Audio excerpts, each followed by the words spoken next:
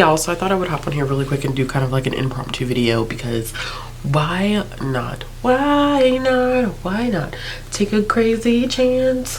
Why not? Why not do a crazy dance? Alright, I'm done. I'm a 90s kid. Clearly.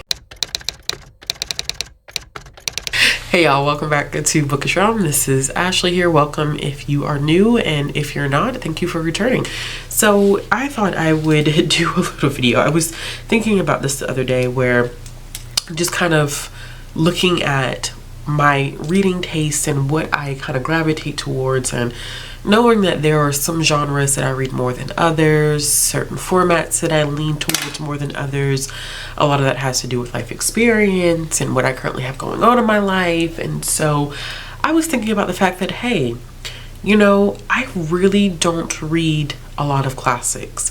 Now, I think recently, especially with the James Baldwin read along that I've been doing with Erica and Josh, I've been kind of prompted to pick up more modern classics, but I don't read a lot of the dead old white men, and here's why. So this is all closely related to my personal experience growing up. I don't doubt anybody that loves to read classics, that primarily reads classics. I find it to be very interesting listening to people talk about classics, but I have found that I have not liked classics for a couple of different reasons. One, I think that classics were essentially ruined for me, as for a lot of people, when I was in secondary school. I have always been a strong reader. I haven't struggled with reading. I have always read for as long as I can remember, which is a blessing and a privilege within itself.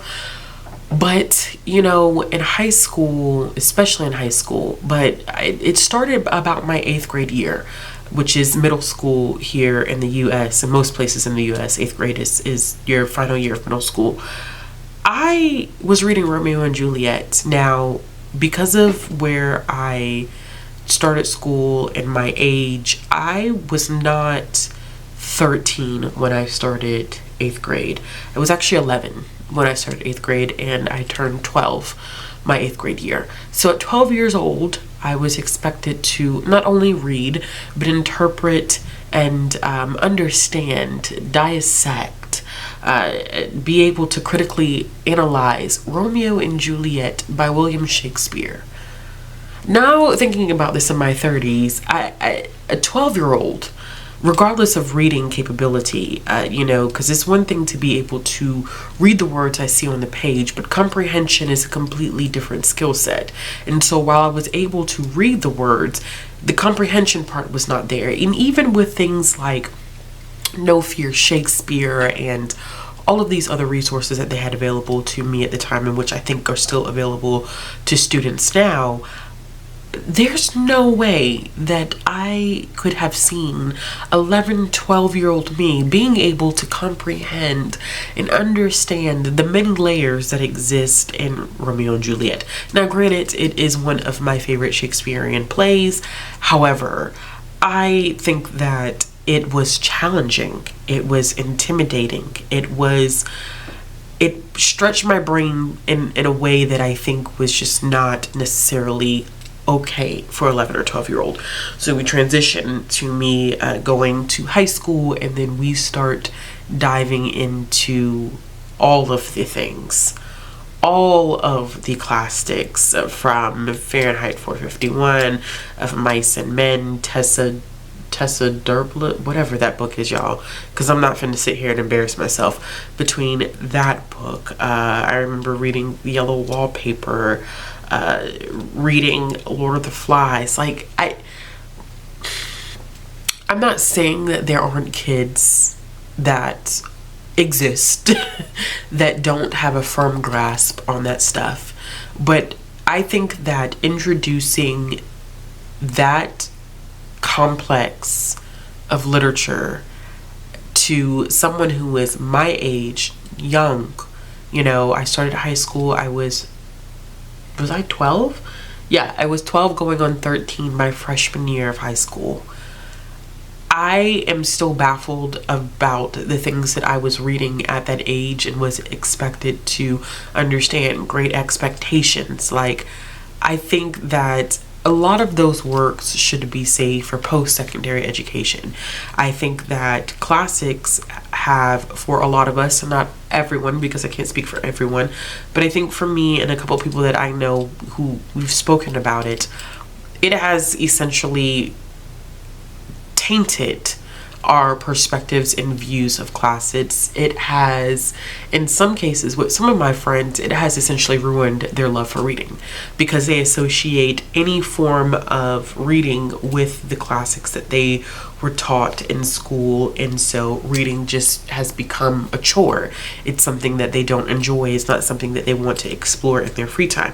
Now, have we as a society changed a little bit? Yes, because I do see where a lot of English classes now are primarily focusing on, instilling that joy of reading, although there are some that still, refer back to the classics as the end-all be-all. But I think that my experience and the way that I struggled in terms of comprehending classics, it truly ruined, I think, how I view classics now as an adult. It's not to say that I couldn't read and comprehend it now. I think my reading comprehension is pretty daggone good. But because of that experience as a minor, now the only thing that I associate classics with is difficulty and not being able to understand. If I read this, I'm not going to understand what's going on. It's too dense. It's going to be too boring. I'm not going to be engaged. And so it's amazing. And that's why I always tell people that how you introduce literature to kids is the impression that they may maintain for the rest of their lives. And so for a lot of people like me, because we often associate classics with stress and struggle and a level of monotony, just being boring, yeah, that's how we view it now as adults. Now, it's such a shame because I feel like curriculum wise, I think maybe kids who are in, this generation are getting a different taste in terms of what classics truly mean. What does it mean when we say classic? It's not necessarily homogenous. We're not just looking at old English white men as being the end all be all in terms of classics. And part of me is disappointed because I wish that I was exposed to more diverse classics when I was growing up, because those books did exist, but they were not used as a primary focus in terms of the curriculum that I was being taught. And so a lot of the struggle too when I was reading classics was like, I don't relate or connect to any of this. This is not anything that I would be interested in as a child. And I think that a lot of times with kids, it's not always about, seeing your own experience, but I always go back because it's just me. It's the librarian. I cannot help myself. I just can't. I cannot do it. I think that still applying that whole concept of windows, mirrors, and sliding glass doors is applicable no matter what genre you're looking at.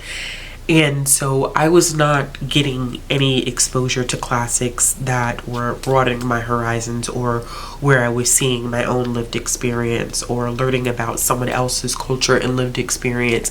It literally was just old dead English white men, and that just was not something that I could readily connect with.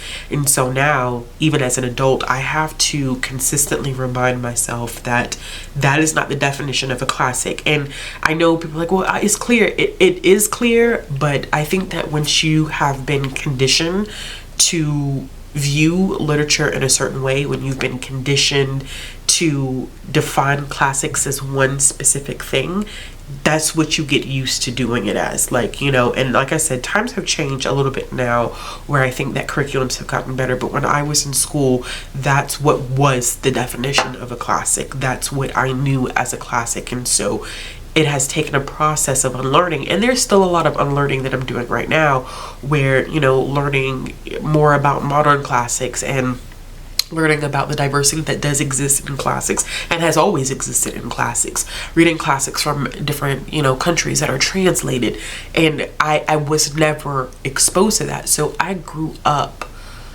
especially post-secondary, I grew up with this kind of hatred for classics. And it's interesting because it's like I wanted to always read them. I found it so interesting, and I'm like, I think that as an adult I would have a different perspective and I would appreciate some of these books a little differently as an adult.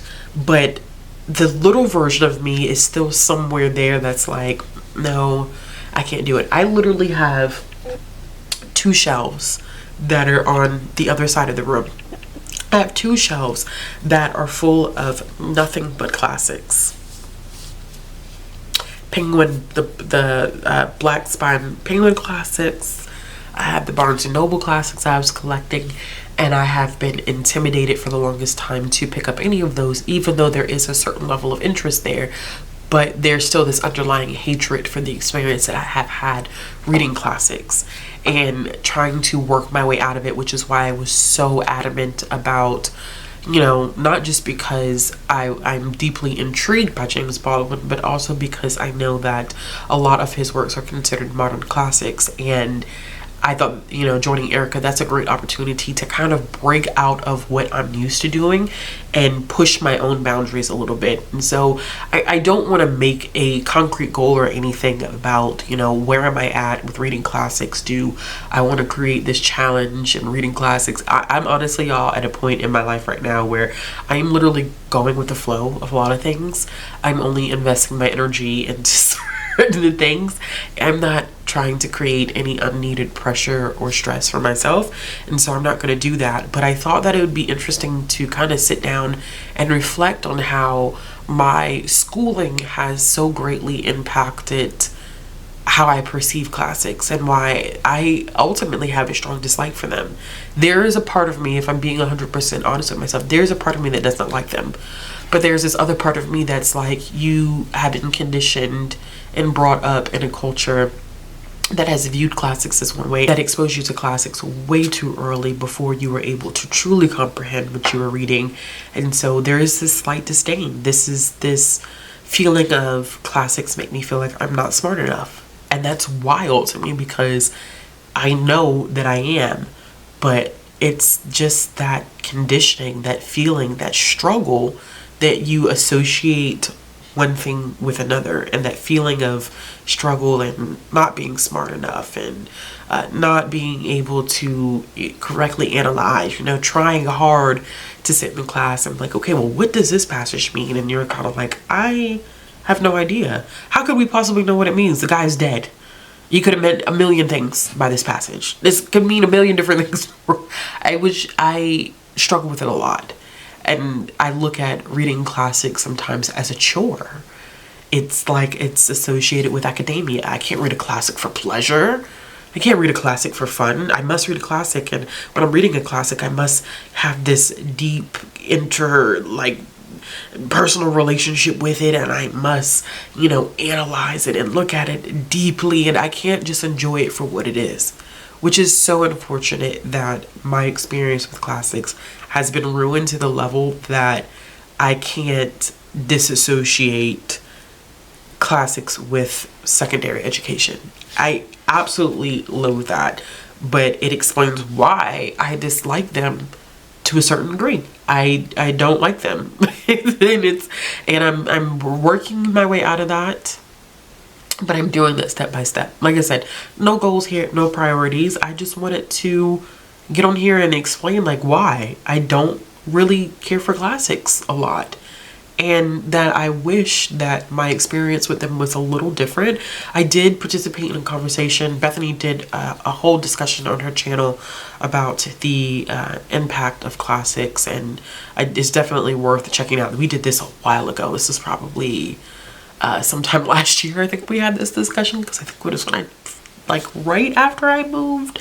So it's it's a fairly older conversation. Not fairly older, it's not even a year old yet, but it's an older conversation, but definitely one worth checking into about how our different for all of those of us that were on the panel, how those of us have had different experiences with classics as children and as teenagers, and how that has impacted how we view them now as adults.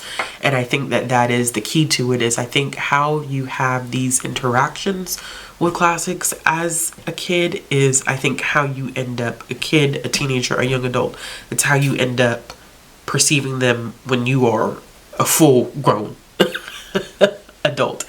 I think that what I always think back to is when I heard Jason Reynolds speak about 3 years ago now, and he was talking about how he had such an issue with classics because they don't really showcase the experiences of the kids that, not all the kids, it doesn't really showcase the experience of the kids that are being handed these books a lot of times, and they're being asked to read something like Moby Dick when there's a possibility that some of them will never be on a boat in their lifetime. You know, they will never see a whale in their lifetime. I mean, like, and it may seem kind of, for lack of a better term, it may seem kind of silly to think about it in that perspective, but sometimes I think when we look at the connection that youth have to literature, giving them things that they connect with and that they can really understand and comprehend is very, very important on fostering that growth and love for reading.